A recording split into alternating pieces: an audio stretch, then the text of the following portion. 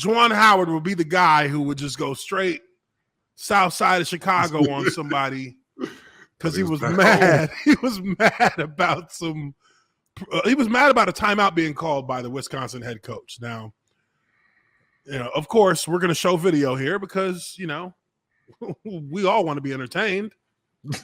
But that's what we came for. Well, let's look at the video and then we'll give our reactions because, everybody was kind of surprised when they saw this.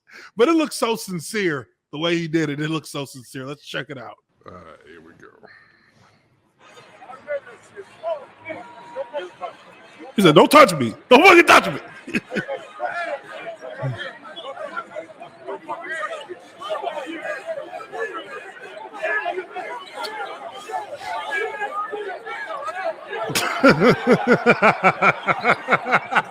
And then the shit hits the fan.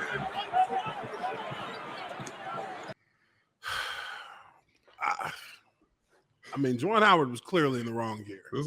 Yeah, I've seen both. They both did press conferences afterwards, and apparently it wasn't long enough after the incident because they were both still, feeling some type of way. They were still hot. It was like, you know what? If his ass was in here right now, gosh dang it. Show him how we do things. Yeah. I don't care what happens. You don't put your hands on somebody in that situation, especially over, something between the lines. Yeah. You might disagree. And I've even heard of cats, showing up to the opposing locker room. Okay, I get it, but not then and there, especially for something that's in play.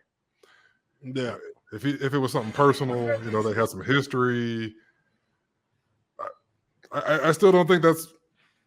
I don't think there's anything that I just don't see a point where if you were going to take that course of action, you should have done it immediately to the guy who you were pissed at. Yeah. At least in that situation, we can look at it. We can say, okay, well, they was having beef and he went too far.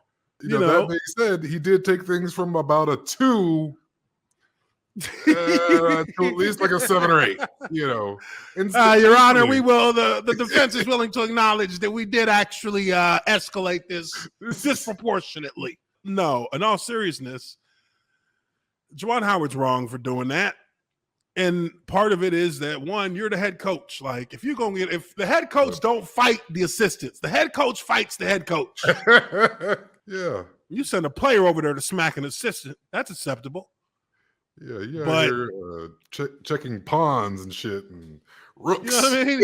He did that. He did snatch up their head coach by his jacket, though. That was kind of funny. Like, there it is, right there. Yep. See, watch his hands.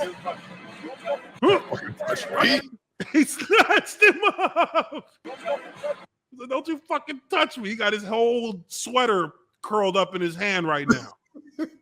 Juwan Howard stopped right there. We could have been okay. Yeah, it could have been stopped right there, and we would have been like, okay, that's fine. It's just coaches getting heated. Because a finger in the face is also pretty disrespectful.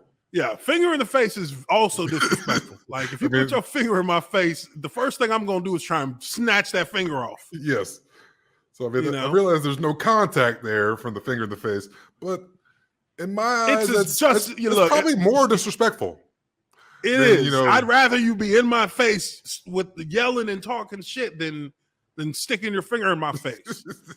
My mom used to hit me with that Sports Center with that arm grab every Sunday in church. For real. So I'm used to that. That's to wake your ass up. Man, when they asked him in the post-game interview, like, he's like, I said, "Don't touch me." So it's inappropriate. So then why you hit the dude like 20 seconds later, though?